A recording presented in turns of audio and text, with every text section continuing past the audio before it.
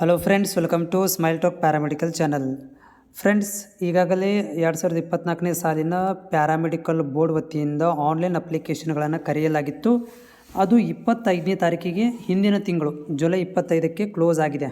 Application ಹಾಕೋದು close ಆಗಿದೆ. Application ಹಾಕಿದ ಮೇಲೆ ಇವಾಗ ಕೌನ್ಸ್ಲಿಂಗ್ ಯಾವಾಗ ಆರಂಭವಾಗುತ್ತೆ, ಸೀಟ್ ಸೆಲೆಕ್ಷನ್ ಇರ್ಬೋದು, ಕಾಲೇಜ್ ಸೆಲೆಕ್ಷನ್ಗಳು ಯಾವಾಗ ಆರಂಭವಾಗ್ತವೆ, ಮತ್ತು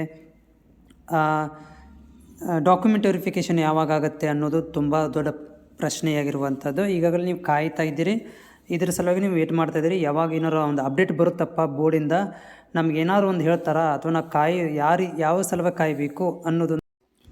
ಸೊ ಅದೇ ರೀತಿಯಾಗಿ ಪ್ಯಾರಾಮೆಡಿಕಲ್ ಬೋರ್ಡಿಂದ ಕೂಡ ಏನಾದರೂ ಒಂದು ರೆಸ್ಪಾನ್ಸ್ ಬರಬೇಕಲ್ಲ. ಸೊ ಅದಕ್ಕೆ ಕಂಟಿನ್ಯೂಸ್ ಆಗಿ ಕೂಡ ನಾನು ಕಾಲ್ಗಳನ್ನು ಮಾಡ್ತಾಯಿದ್ದೀನಿ ಪ್ಯಾರಾಮೆಡಿಕಲ್ ಬೋರ್ಡಿಗೆ, ಕೌನ್ಸ್ಲಿಂಗ್ಸ್ ಬಗ್ಗೆ ಮಾಹಿತಿ ಏನಾದರೂ ಸಿಗುತ್ತಾ ಅಂಥೇಳಿ. ಸೊ ಅವರು ಹೇಳೋದೊಂದು ಏನಂತಂದರೆ ಕಾಯಿರಿ ಅಂತ ಇಷ್ಟನ್ನು ಹೇಳ್ತಾರೆ. ಬಟ್ ಆ್ಯಕ್ಚುಲಾಗಿ ನಾವು ಕಾಯಬೇಕಾಗಿರುವಂಥದ್ದು ಪ್ಯಾರಾಮೆಡಿಕಲ್ ಕೌನ್ಸ್ಲಿಂಗ್ ಸ್ಟಾರ್ಟ್ ಆಗಬೇಕಂತಂದರೆ ಇನ್ನೂ 1 ತಿಂಗಳ ತನಕ ಆದರೂ ಮಿನಿಮಮ್ ಕಾಯಲೇಬೇಕಾಗತ್ತೆ. ಯಾಕಂತಂದರೆ ಈಗ ಭಾಳಷ್ಟು ವಿದ್ಯಾರ್ಥಿಗಳು ರಿಕ್ವೆಸ್ಟ್ ಮಾಡ್ಕೊತಿದ್ದಾರೆ ಬೋರ್ಡಿಗೆ ಹೋಗಿ, ನಮಗೆ ಅಪ್ಲಿಕೇಶನ್ ಗೊತ್ತಿರಲಿಲ್ಲ, ಮತ್ತೊಂದು ಸ್ವಲ್ಪ ಟೈಮ್ ಕೊಡಿ ನಾವು ಅಪ್ಲಿಕೇಶನ್ ಹಾಕಲಿಕ್ಕೆ ಅಂಥೇಳಿ ಭಾಳಷ್ಟು ರಿಕ್ವೆಸ್ಟುಗಳು ಪ್ಯಾರಾಮೆಡಿಕಲ್ ಬೋರ್ಡಿಗೆ ಹೋಗ್ತಾ ಇದ್ದಾವೆ. ಮತ್ತೆ ಅಪ್ಲಿಕೇಶನ್ ಓಪನ್ ಮಾಡಿ ಅಂತ.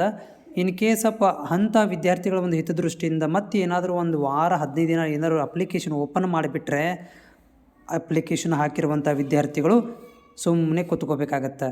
ಯಾಕಂತಂದರೆ ಅದು ಪ್ರೊಸೆಸಿಂಗ್ ಮುಗಿಬೇಕಂದ್ರೆ ಒಂದು 5-10 ಡೇಸ್ ಆದರೂ ಮಿನಿಮಮ್ ಕೊಡ್ತಾರೆ. ಅದಾದ ಮೇಲೆ ಏನಾಗುತ್ತೆ ಅಂದರೆ ಕೌನ್ಸ್ಲಿಂಗ್ ಪ್ರೊಸೆಸ್ ಅಂದರೆ ಡಾಕ್ಯುಮೆಂಟ್ ವೆರಿಫಿಕೇಷನ್ ಆಗಬೇಕು. ಸೊ ಹೀಗಾಗಿ ಓವರಾಲಾಗಿ ನನ್ನ ಪ್ರಕಾರ ಹೇಳೋದಾದರೆ ನೀವು ಇವತ್ತಿನ ಡೇಟಿಂದ ಲೆಕ್ಕ ತೊಗೊಂಡ್ರು ಇನ್ನೂ 1 ತಿಂಗಳ ತನಕ ನಿಮಗೆ ಯಾವುದೇ ಥರದಂತಹ ಸರಿಯಾದಂಥ ಅಪ್ಡೇಟ್ಗಳು ಪ್ಯಾರಾಮೆಡಿಕಲ್ ಬೋರ್ಡ್ ವತಿಯಿಂದ ಸಿಗೋದಿಲ್ಲ. ಇನ್ ಕೇಸ್ ಆಫ್ ಆ ಥರ ಏನಾದರೂ ಬೇಗ ಏನಾದರೂ ಅಪ್ಡೇಟ್ ಆದರೆ ತುಂಬ ಒಳ್ಳೆಯದು. ಅದನ್ನು ಕೂಡ ನಾನು ನಿಮಗೆ ವಿಡಿಯೋ ಮುಖಾಂತರ ಶೇರ್ ಮಾಡ್ತೀನಿ. ಜೊತೆಗೆ ನೀವು ನಮ್ಮ ಟೆಲಿಗ್ರಾಮ್ ಲಿಂಕಿಗೆ ಕೂಡ ಜಾಯಿನ್ ಆಗಿರಿ.